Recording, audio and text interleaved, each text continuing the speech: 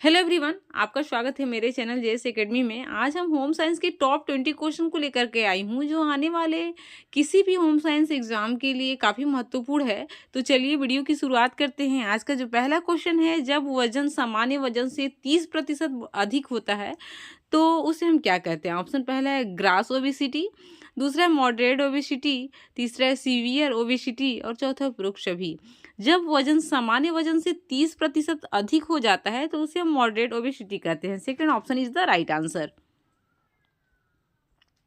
अगला क्वेश्चन है, कम खर्चे में भोजन संरक्षण सीखने के लिए सबसे उपयुक्त विधि कौन सी है? अगर भोजन संरक्षण के बारे में सिखाना है या सीखना है तो कम खर्चे में सबसे उपयुक्त विधि किसे माना जाता है? ऑप्शन पहला है भाषण को, भाषण के द्वारा, दूसरा है प्रदर्शन विधि, तीसरा है प्रयोगशाला विधि और चौथा है सामूहिक वार्तालाप। इसका जो राइट आंसर होगा वो प्रदर्शन विधि होगा। Second option is the right answer. कम खर्चे में भोजन संरक्षण करने सिखाने या सीखने की सबसे अच्छी विधि मानी जाती है प्रदर्शन विधि।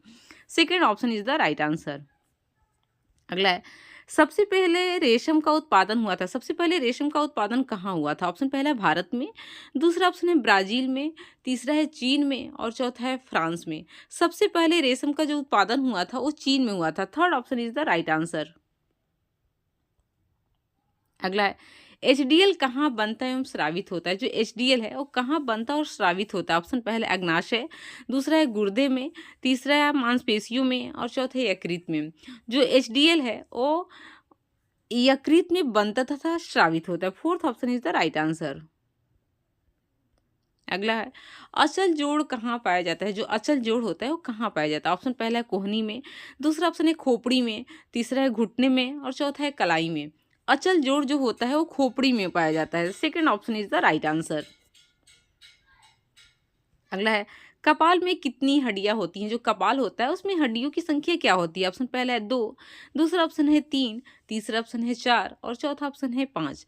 कपाल में जो हड्डियों की संख्या होती है वो 2 होती है। First option is the right answer.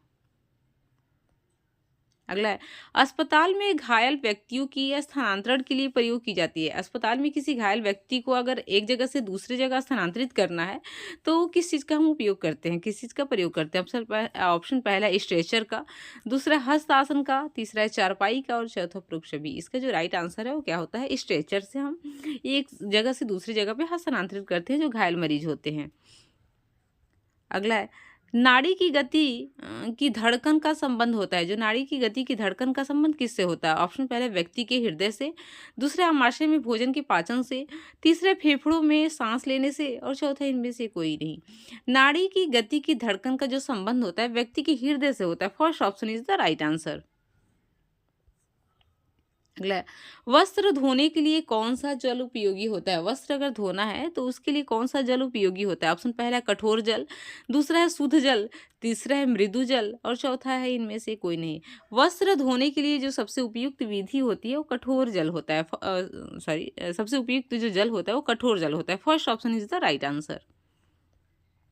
अगला है, कठोर जल में कौन से लवण घुले रहते हैं? कठोर जल जो होता है उसमें कौन से लवण घुले रहते हैं? ऑप्शन पहला आयरन, दूसरा ऑप्शन है कैल्शियम, तीसरा ऑप्शन है फास्फोरस और चौथा है पोटेशियम।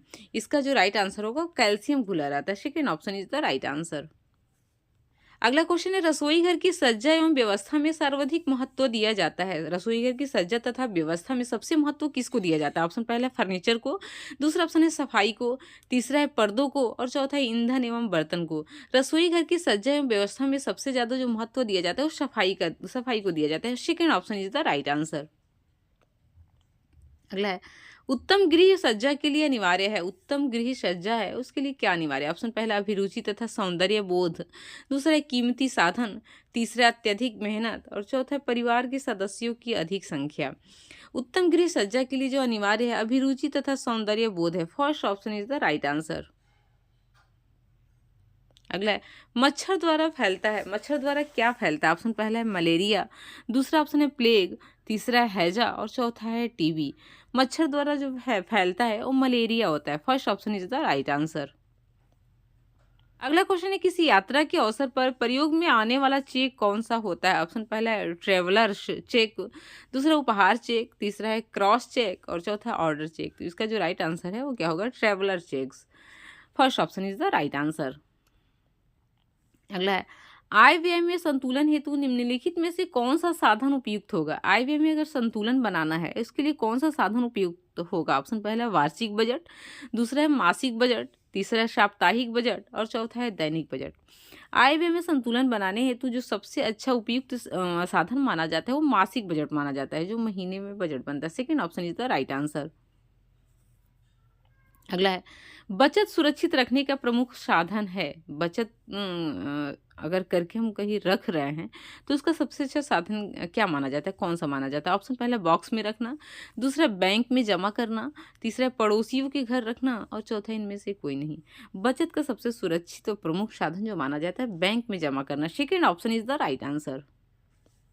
अगला है, आदर्श बजट माना जाता है, इसमें से आदर्श बजट किसे माना जाता है? ऑप्शन पहला है घाटे का बजट, दूसरा है संतुलित बजट, तीसरा है बचत का बजट और चौथा है दैनिक बजट। आदर्श बजट जो माना जाता है वो बचत का बजट जो होता है उससे माना जाता है। Third option is the right answer. अगला है, पारिवारिक बजट से सर्वाधिक लाभ होता है। जो पारिवारिक बजट होता है उससे सबसे ज़्यादा किसको लाभ होता है? ऑप्शन पहला है बच्चों को, दूसरा ऑप्शन है घर पर काम करने वाले नौकरों को, तीसरा है गृहिणियों को और चौथा है पड़ोसियों को। बहुत इजी क्वेश्चन। पारिवारिक बजट से जो सर्वाधिक सबसे ज़्यादा लाभ होता है वो घर की गृहिणियाँ जो होती हैं उनको होता है। Third option is the right answer. अगला है, हैजा किसके द्वारा फैलता है? जो हैजा है वो किसके द्वारा फैलता है? ऑप्शन पहला है दूषित हवा के द्वारा, दूसरा ऑप्शन है विटामिन के द्वारा, तीसरा है शुद्ध जल के द्वारा और चौथा है दूषित जल के द्वारा। तो इसका जो राइट आंसर है, जो हैजा होता है वो दूषित जल के द्वारा फैलता है। Fourth option is the right answer. अगला तथा लास्ट क्वेश्चन है, टाइफाइड में कैसा आहार दिया जाना चाहिए? अगर टाइफाइड किसी को है तो उसमें कैसा आहार दिया जाना चाहिए, डाइट कैसा होना चाहिए? ऑप्शन पहला पौष्टिक तथा गरिष्ठ, दूसरा है हल्का तथा सुपाच्य, तीसरा है मिर्च मसालेदार और चौथा है उपवास रखना चाहिए। टाइफाइड में जो आहार देना चाहिए पौष्टिक तथा गरिष्ठ देना चाहिए। First option is the right answer.